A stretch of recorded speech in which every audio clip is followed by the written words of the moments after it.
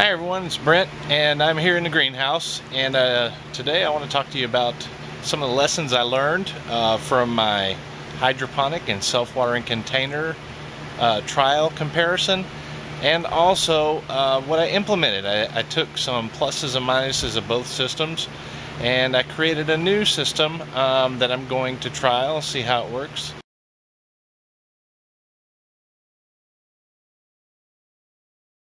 So I'm going to turn the camera around and show you what I got going on. Okay, I want to talk briefly about the new system. One of the things I learned from the trial, hydroponic versus self-watering containers, were the pluses and minuses of each system. And the pluses outweigh the minuses for the hydro. But one of the things about the hydro that I did not like are these emitters right here. If you look here, are a flow restrictor, and then it comes down the pipe here and it drips like you can see there. If that emitter wasn't there, the water would flow out like crazy.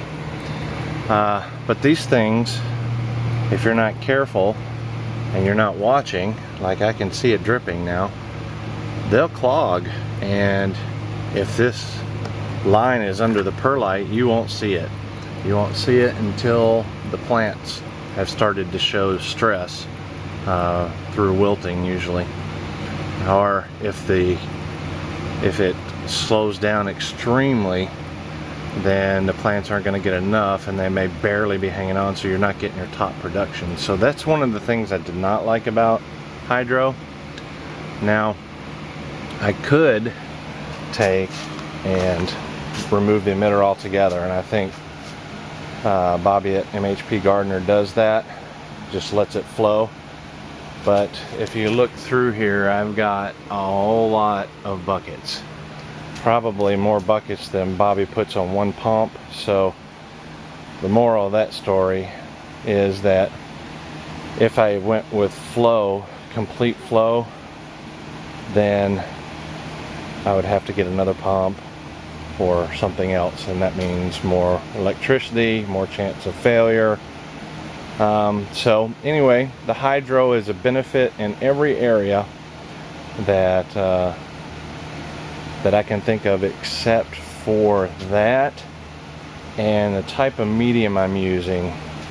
So the thing I like about hydro over self-watering containers is that the nutrient is circulated, whereas with self-watering containers it's not. It's just, it gets there, it stays.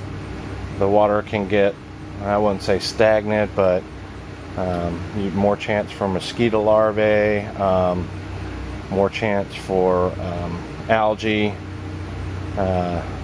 higher temperatures. You know, plants probably suffer a little bit more. And while self-watering containers are definitely viable, as you can see from my bean growth, which has already reached way past the top here, they are definitely a viable way to grow.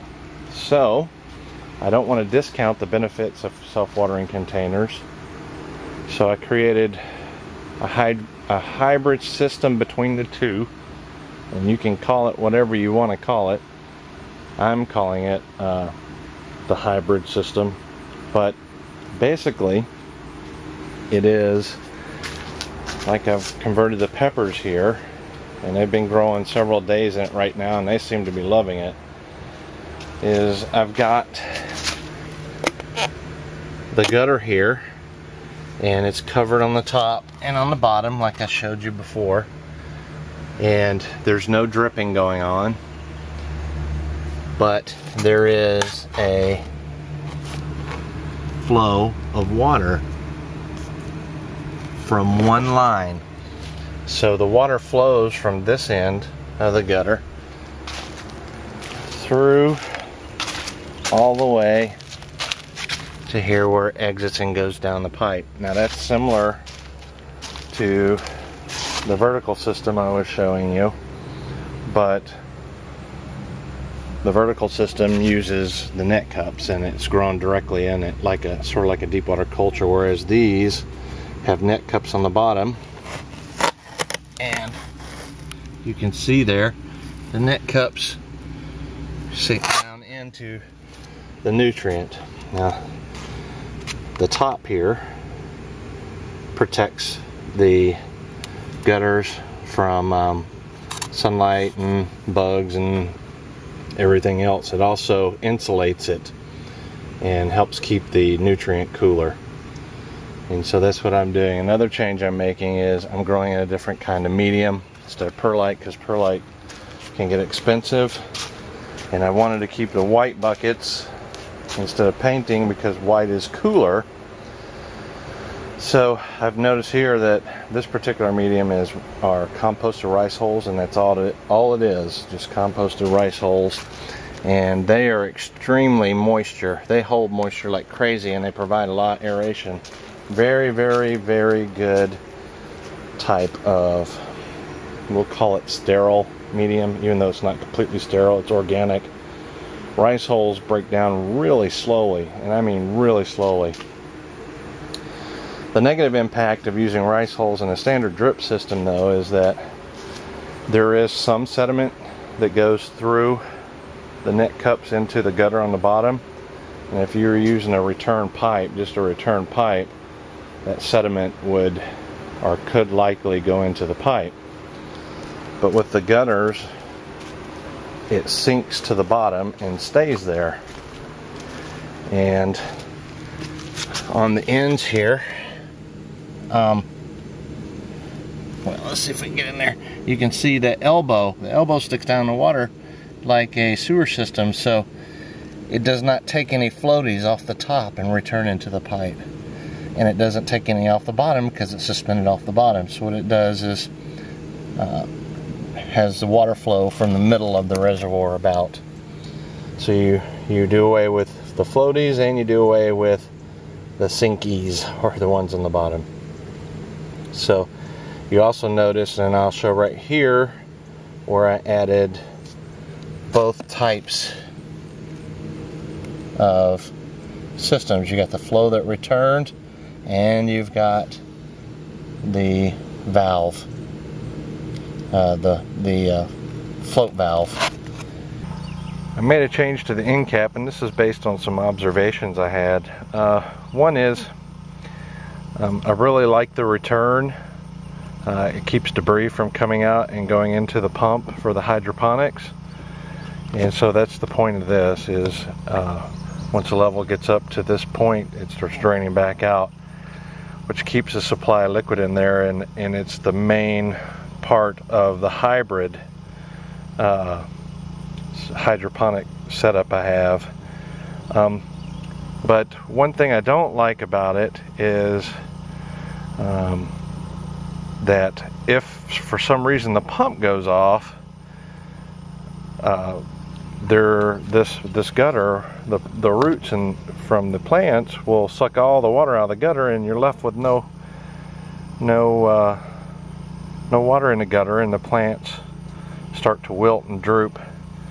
So if anything happens, I'm kind of at a loss because of the way they drip.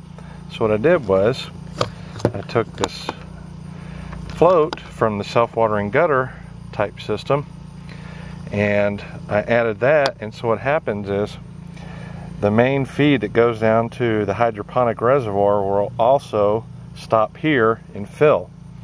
So the water level of this float, I will set it at a level where it won't let water in here until it reaches below the drain. So in essence, this is always going to be off or shut off the water supply as long as the hydroponics is dripping in. And if it does reach lower, this will let the nutrient from the 150-gallon tanks into it. So it's a secondary safety measure. Safety, I don't know if safety, but secondary precaution. If the pump goes off, or if I go somewhere for 3 or 4 days and power cuts off, then I have a way to ensure that the plants don't suffer extremely, because the 150 gallons I've got up there will continue to fill the reservoir via the float valve. So it gives me a lot of extra days of worry-free versus just the pump alone, which is also on a timer. So the system right now, to sum up, uses white buckets instead of painted. I'm not so worried about the algae with this system because the top is not constantly staying wet. That's a benefit. There's a flow coming in from pumps, so the nutrient is going to be cooler. It's going to be fresher with higher strengths of nutrient, or at least balanced strengths. Because it's coming in from one end, it's going to push that all the way through. I'm using an inexpensive type of medium versus perlite. I'm using rice hulls, and I've shown that they sprout at least equally good as perlite, and they maintain plant health, as you can see from the peppers there in the system. You've got two forms to provide the nutrient. You've got both the float from the 150 gallons up there, and you've got the small reservoir over there, and I'll show that. This is the feed tank. It's the one with the pump in it right there, you'll see. And that pump pumps through all the gutters except for the self-watering container gutters. And it does a really good job. I think that's an Echo 396. I've also got an airline in here, just a simple little aquaculture airline, which pumps down in there, and it just keeps the water a little bit more aerated. And you'll see there I've got the return pipe, which is a 3/4 inch pipe. The float valve is designed, it allows the 150 storage nutrients to drop into this little 27 gallon tote when it gets low. So as the plants transpire water, it's added into this reservoir from the 150 gallons. So that's my setup here.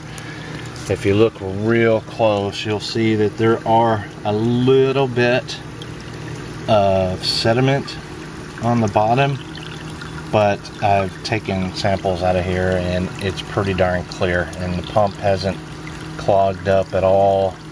So the little elbows in the gutters are doing a pretty good job. Plus I have a secondary measure of wrapping the pump there with landscape fabric, which is tied up, which also prevents any little particles from getting in and clogging it up. So the lines with the emitters pretty much are all free. I get a clogged one or two or three about once a week. I'll get 2 or 3 and they need to be changed out. So what I'm saying by all that is that the system is pretty clean, and even with the rice holes and the potential sediment issues I've had there. So this is the basic reservoir. It's buried into the ground in an attempt to help cool the supplied nutrient to the gutters.